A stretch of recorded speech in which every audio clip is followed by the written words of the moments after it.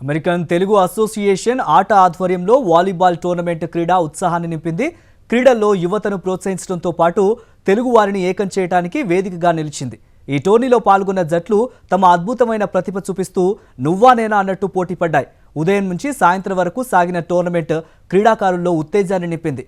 ఆట అధ్యక్షులు జయంత్ చెల్లా సారథ్యంలో ఈ పోటీలు ఉత్సాహంగా జరిగాయి. యువతలో క్రీడా స్ఫూర్తిని పెంచడం, శారీరక ఆరోగ్యం పట్ల అవగాహన కల్పించడం, తెలుగు కమ్యూనిటీలో బంధాలను బలోపేతం చేయడం కోసం అమెరికన్ తెలుగు అసోసియేషన్ క్రీడలను ప్రోత్సహిస్తోంది. అందులో భాగంగానే మే 9వ తేదీ శనివారం కాలిఫోర్నియాలోని బే ఏరియాలో మొట్టమొదటిసారి వాలీబాల్ టోర్నమెంట్ నిర్వహించింది. తొలిసారి నిర్వహించిన వాలీబాల్ టోర్నమెంట్ కు విశేష స్పందన లభించింది. పిల్లల నుంచి పెద్దల వరకు వివిధ జట్లు ఈ టోర్నమెంట్ లో పార్టిసిపేట్ చేయడం విశేషం. ఇందుకోసం ఆట ప్రతినిధులు విస్తృత ఏర్పాట్లు చేశారు. ఇక ఉదయం ప్రారంభమైన వాలీబాల్ పోటీలు సాయంత్రం వరకు కొనసాగాయి. గర్ల్స్ కి బాయ్స్ కి సపరేట్ గా పోటీలు నిర్వహించారు.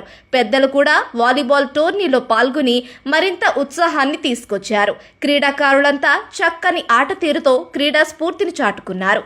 ఆటగాళ్లతో పాటు వారి కుటుంబ సభ్యులు, సన్నిహితులు దాదాపు 130 మంది వరకు ఈ టోర్నమెంట్ లో భాగస్వామ్యులయ్యారు. మొదటిసారి ఇక్కడ నిర్వహించిన ఈ టోర్నమెంట్ తెలుగు వారికి కొత్త బంధాలను పరిచయం చేసింది. అలాగే యువతకు క్రీడల పట్ల ఆసక్తిని పెంపొందించింది. ఇక క్రీడాకారులకు, అతిథులకు డెలిషియస్ లంచ్, డ్రింక్స్, స్నాక్స్ ఏర్పాటు చేసింది ఆట ప్రతినిధుల బృందం.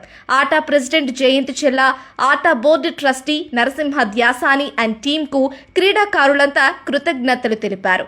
ఇలాంటి క్రీడలను విరివిగా ఏర్పాటు చేసి ప్రోత్సహించాలని ఆకాంక్షించారు. ఆట ఆధ్వర్యంలో అనేక సాంస్కృతిక, ఆధ్యాత్మిక, సాంఘిక సేవా కార్యక్రమాలతో పాటు క్రీడా పోటీలను కూడా ఏర్పాటు చేసి ప్రోత్సహిస్తోంది. తొలిసారి బే ఏరియాలో ఆట నిర్వహించిన వాలీబాల్ టోర్నమెంట్ అందరిలోనూ జోష్ నింపింది. అలాగే స్ఫూర్తిదాయకంగా నిలిచింది.